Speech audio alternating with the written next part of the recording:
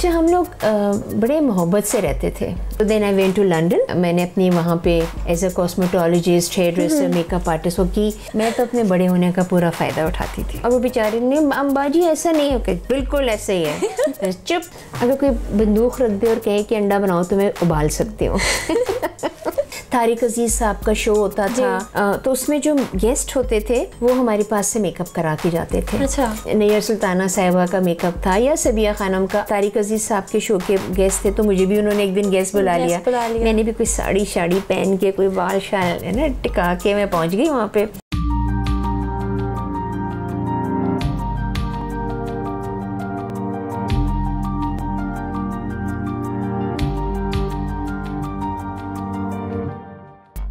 अस्सलाम वालेकुम नाज़रीन, मैं हूं आपकी होस्ट हुमा अरूज और आज मैं हमारे प्रोग्राम में आपको ऐसी शख्सियत से मिलवाना चाहती हूं जिनको किसी भी तारुफ की ज़रूरत नहीं है, जो कि एक पाकिस्तान की मारूफ ब्यूटिशियन है, समाजी कारकुन हैं और वो हैं हमारी मुसर्रत मिसबा साहिबा। अस्सलाम वालेकुम मैम, कैसी हैं आप? वालेकुम अस्सलाम, बहुत शुक्रिया आपने अब मसरूफ़ वक्त में से हमारे लिए टाइम निकाला।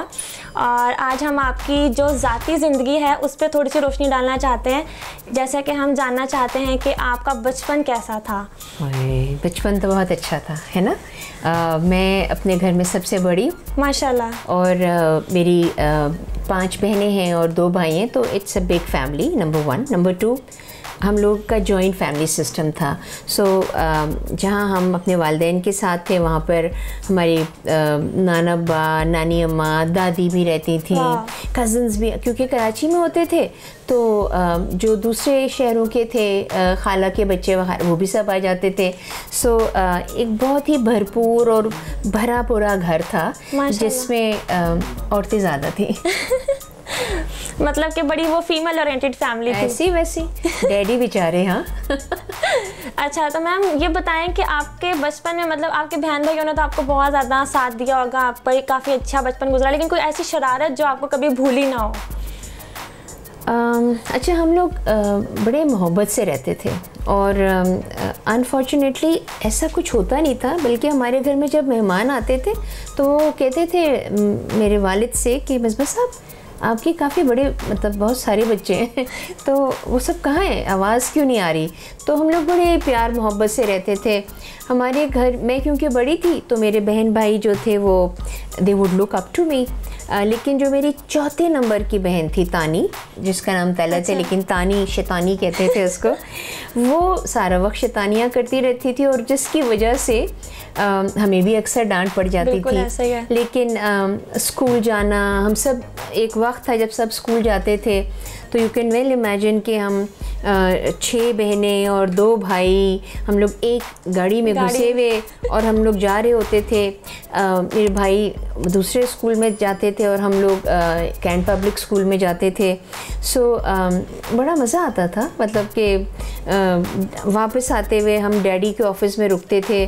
तो एक दफ़ा किसी साहब ने ना, हम डैडी का इंतज़ार कर रहे थे तो डैशबोर्ड के ऊपर है ना सैंडविचेस और कोक की बोतलें, वो कोई सोडा मोडा दूध मिला हुआ होता है, वो ला के रख दिया। अब हम सारे बच्चे ललचा रहे हैं, भूखे हैं, लेकिन खा इसलिए नहीं रहे कि पता नहीं इसमें कोई चीज़ ना मिल गई, हमें बेहोश करके कोई ले जाए। जब डैडी आए उन्होंने कहा तुम लोगों ने खाया नहीं, हमने कहा डैडी आपने हमें बताया नहीं था। सो इस तरह के इतने प्यारे प्यारे वाक़यात। और फिर वक्त के साथ साथ सब स्कूलों कॉलेजों में जाने लग गए। मेरे घर में ज़्यादातर डॉक्टर्स हैं, मेरी बहनें, मेरी बहनोई। मैं जो थी, मैंने एज अ ब्यूटिशियन जो था वो काम जो शुरू किया, मुझे भी डॉक्टर बनने का शौक़ था। अच्छा, नाइस। लेकिन मेरी शादी जल्दी हो गई, जिसकी वजह से मुझे फिर पढ़ने का मौका उस वक्त ना मिला। लेकिन अनफॉर्चुनेटली वो शादी जो थी वो चली नहीं और मेरे जो दोनों बच्चे थे उनके साथ जब मैं अपने घर में आई तो मेरे वालिद ने मुझे कहा कि आप अपना पढ़ाई शुरू कर दीजिए। मैंने कहा नहीं जी, मैं तो अपने पाँव पे खड़ी होंगी। अच्छा। सो इस तरह से फिर मैंने, उस ज़माने में हमने डिफरेंट स्कूलों में, कॉलेजेस में, मुल्क से बाहर ना लेटर्स लिखे। तो पहला जो जवाब आया वो एक ब्यूटी स्कूल से आया। अच्छा, वाह। तो then I went to London और फिर मैं वहाँ पे मैंने अपनी वहाँ पे ये जो क्वालिफ़िकेशन थी as a cosmetologist, hairdresser, makeup artist वो की। जब मैं वापस आई तो मेरे वालिदैन ने मेरे लिए एक सरप्राइज़ बनाया हुआ था और उन्होंने एक सैलून बना पूरा सेटअप आपके लिए मतलब अरेंज किया होगा। अच्छा, मतलब बचपन की बातें कर रही हैं तो कोई ऐसा खेल जो आपने बड़े शौक से अपने बहन भाइयों के साथ खेलती हो या वैसे आपको खेलने में अच्छा लगता हो? हमारे ज़माने में क्या होता था, वो पिट्ठू गरम होता था और कोड़ा जमाल शाही, वो जो ना पीछे भागने वाला, और लूडो खेलते थे। अच्छा। कैरम बोर्ड खेलते थे। स्कूल में अलबत्ता स्पोर्ट्स हमारा बहुत अच्छा होता था, तो बैडमिंटन एंड जो भी स्कूल के स्पोर्ट्स डे में होता था। सो मतलब बेईमानी बहुत होती थी। मैं तो अपने बड़े होने का पूरा फ़ायदा उठाती थी। तो डांट टपट के जैसे मर्जी जीतना ही जीतना है। और वो बेचारे ने अम्बाजी ऐसा नहीं है, बिल्कुल ऐसे ही है। चुप, उनके थे अच्छा ठीक है। तो इस तरह से हम अपनी जो थी ना। तो आपको खाने में क्या पसंद है? मुझे खाना पसंद है। खाना मतलब कुछ भी हो खाना है? मुझे सब चीज़ें पसंद है। मुझे सब्जियां पसंद है, दाल पसंद है, मुझे कड़वे करेले पसंद है, मुझे क्या कहते हैं जर्दे के ऊपर मलाई डाल के खाना पसंद है, मुझे वो जो पापे नहीं होते रस्क, हाँ, उनके ऊपर बटर लगा के और मलाई लगाई, चीनी डाली उसके ऊपर और वो भी खा लिया। सो आई लव दैट। मुझे सब चीज़ें पसंद है। खाना तो पसंद है। आप ये भी बताएं खाने में बना क्या लेती हैं? कुछ नहीं। ऐसे में घरेलू औरत नहीं रह गई। सारी बातें इतनी मसरूफ छोटी उम्र में देखें मैंने क्योंकि काम करना शुरू कर दिया था, लेकिन अगर कोई बंदूक रख दे और कहे कि अंडा बनाओ तो मैं उबाल सकती हूँ। इसमें कोई मजाइका नहीं है। हाँ, इसमें कोई मजाइका नहीं है। सही। अच्छा मैम, हमें ये बताएं कि अगर आप माशाल्लाह आप इस लेवल पे खड़ी हैं कि आपको पाकिस्तान में हर कोई जानता है, आपका एक बहुत अच्छा नाम है 10 माजी कारकुन और ब्यूटिशियन के नाम से भी, आपके बिजनेस के नाम से भी, लेकिन अगर सोचें अगर आप यहाँ ना होती तो कहाँ होती? अगर मैं यहाँ नहीं होती तो, और अगर मेरा मियाँ अच्छा होता तो शायद मैं एक बहुत अच्छी बीवी होती, हाउसवाइफ होती। लेकिन मुझे ये पता है कि हमारे घर में हम सब लोगों को तालीम दी गई है। बिल्कुल। और उस तालीम की वजह से हम सब लोगों को ये बताया गया था कि आप लोगों ने अपने आप में मजबूती लानी है, ठीक है। सो हो सकता है कि क्योंकि मुझे डॉक्टर बनने का बहुत शौक़ था तो मैं एक बहुत अच्छी डॉक्टर होती बच्चों की। मुझे बच्चे बहुत पसंद हैं। अच्छा, नाइस। और आपका मीडिया इंडस्ट्री में आना कैसा हुआ? जब ब्यूटी सैलून खोला तो उस ज़माने में सिर्फ एक ही चैनल होता था, PTV, ठीक है। तो उसमें तो अक्सर ऐसे कोई प्रोग्राम्स होते थे, जैसे तारिक अजीज़ साहब का शो होता था, तो उसमें जो गेस्ट होते थे वो हमारे पास से मेकअप करा के जाते थे। अच्छा। तो उसमें फिर बड़े बड़े एक्ट्रेसेस और एक्टर्स जो थे उनकी मेकअप का मर्द नहीं करवाते थे इतने ज़्यादा, वो बेचारे आई थिंक ड्राई करा लिया काफ़ी, क्रीम लगा के ना तो वो बैठ जाते होंगे।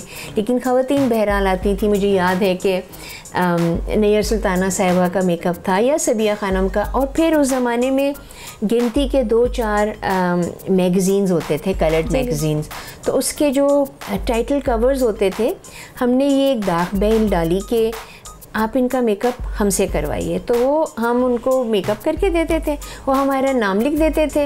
उस ज़माने में ये मीडिया शीडिया या नहीं, मीडिया नहीं, क्या बोलते हैं, कंप्यूटर वगैरह नहीं होता था, डिजिटल मीडिया नहीं। हाँ, सो इसलिए जो कुछ भी होता था वो ये होता था मेकअप बाय डेपिलेक्स और फलाने क्या ठिकाने इस तरह करके। तो मुझे बहुत, यानी कि मैंने 1980 में डेपिलेक्स खोला और 2000 तक जो है वो मुझे मैं तकरीबन हर मैगज़ीन के कवर पे मैगज़ीन्स भी बढ़ने शुरू हो गए, चैनल्स भी बढ़ने शुरू हो गए। तो इस तरह से फिर वो हमने आहिस्ता आहिस्ता मीडिया में अपना जो था कदम जमाया। और उसी दौरान में मुझे जैसे अगर तारिक अजीज़ साहब के शो के गेस्ट थे तो मुझे भी उन्होंने एक दिन गेस्ट बुला लिया। मैंने भी कुछ साड़ी पहन के, कोई बाल शाल है ना टिका के मैं पहुंच गई वहाँ पे। तो अच्छा था वो प्रोग्राम, मुझे अच्छी तरह याद है। और फिर इसी तरह मीडिया में जब मैं थी तो मुझे फिर फातिमा सुरैया बजिया का एक उन्होंने ड्रामा लिखा और उन्होंने मुझे कहा कि तुम इसमें काम करोगी। तो फिर वो एक सीरियल था पूरा असावरी के नाम से। अच्छा। तो वो फिर मैंने किया और लोगों को बहुत पसंद आया। वाह। इससे पहले कोई कैरेक्टर जिसको आप देखती हैं और कहती हैं कि यार मुझे इस कैरेक्टर जैसा दिखना है या होना है, कोई ऐसा था?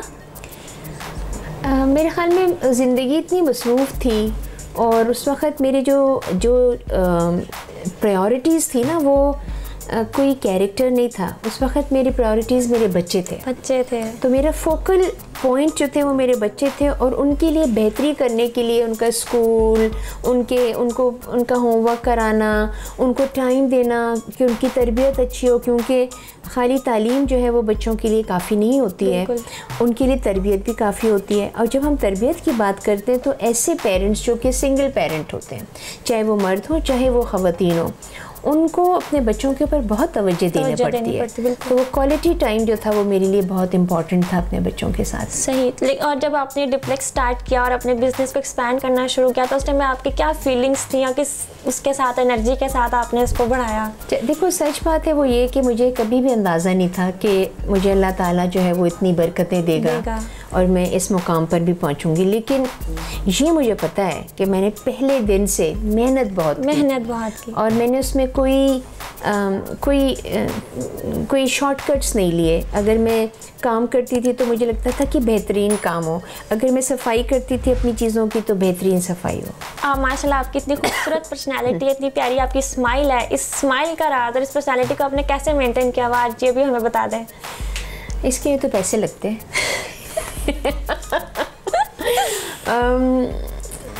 मैं समझती हूँ कि आपकी पर्सनैलिटी में बहुत ज़्यादा आपके इंटरनल जो आपकी फीलिंग्स होती हैं, आपकी जो नीयत होती है उसका बहुत ज़रूरी होता है। सो आपका काम और आपके चेहरे पे उसका जो अक्स आता है वो आपकी नीयत से आता है। आप पॉजिटिव हों, आप नीयत साफ़ रखें, आप लोगों की अच्छाई की तरफ राग़िब हों। आप ये सोचें ही ना कि ये चलो थोड़ा बहुत कम कर लें, नो, तो उसमें फिर बेहतरी आने लगती है। तो ऐसे में बचपने में ऐसी नहीं थी, अजीब सी थी, लेकिन फिर आखिर मेकअप भी तो सीखा ही है ना, तो कुछ तो करके बैठूँ ना। तो हम लोग एट द एंड यही जानना चाहते हैं कि आप अपनी ज़िंदगी से मुतमईन हैं या इससे आगे भी कुछ और देखती हैं? मैं अपनी ज़िंदगी से बहुत मुतमईन हूँ। मैं कभी भी ये नहीं सोचूंगी कि अगर मुझे दोबारा मौका दिया गया तो क्या मैं दोबारा इस फील्ड में आऊँगी या नहीं। बिल्कुल नहीं, मैं इसी में आऊँगी। लेकिन मैं आगे जो सोचती हूँ, मैं ये सोचती हूँ कि अब जबकि इतनी ज़्यादा आगे ज़िंदगी चली गई है, अल्लाह ताला ने इतना करम किया, इतनी बेहतरी की है, तो मुझे लोगों के लिए बेहतर करना है। ये बिल्कुल उसी तरह से है जैसे जब हम जहाज़ में बैठते हैं तो वो ऑक्सीजन मास्क का कहते हैं कि पहले ख़ुद लगाओ और फिर दूसरे को लगाओ। आप जब तक ख़ुद सही नहीं होंगे आप दूसरों के लिए बेहतरी सोच ही नहीं सकते। सो इस तरह से मैं समझती हूँ कि अभी भी जितनी भी ज़िंदगी अल्लाह ताला ने मुझे दी है उसमें मैं बेहतर काम करूं, लोगों के लिए बेहतरी करूं और मुस्कुराहटें बिखेरूं। बिल्कुल बिल्कुल ऐसा ही है जी। नाज़रीन, आप आज हम लोगों ने इतनी खूबसूरत शख्सियत की ज़ाती ज़िंदगी पर रोशनी डाली, जिसकी वजह से हमें ये लगता है कि हमारी लाइफ में हर चीज़ जो है वो हमारी अपने अंदर की जो फीलिंग्स या पैशन है उसकी वजह से ही सारा कुछ होता है। एंड पे मैम से ही जानना चाहूँगी कि आप हमारी जो है लोगों को क्या लास्ट पैगाम देना चाहती हैं? अच्छा, मैं ये पैगाम देना चाहती हूँ कि आप जो है वो अपने हुकूक को जानिए। आप अपने लिए अगर बेहतर चाहती हैं तो आप पहले ज़िम्मेदारियाँ निभाइए और फिर अपने हुकूक के लिए आवाज़ दीजिए। अपना ख्याल रखिए। हर चीज़ दूसरों के लिए होती है लेकिन अपने लिए टाइम नहीं होता। अपना ख्याल रखिए, अपनी सेहत का ख्याल रखिए। आजकल कोविड चल रहा है, उसके हवाले से भी ख्याल रखिए। और अगर आपको ज़िम्मेदारियाँ दी गई हैं तो उसको 100% बेहतर तरीके से निभाइए। जी नाज़रीन, इसके साथ हमें इजाज़त दीजिए। अल्लाह हाफ़िज़।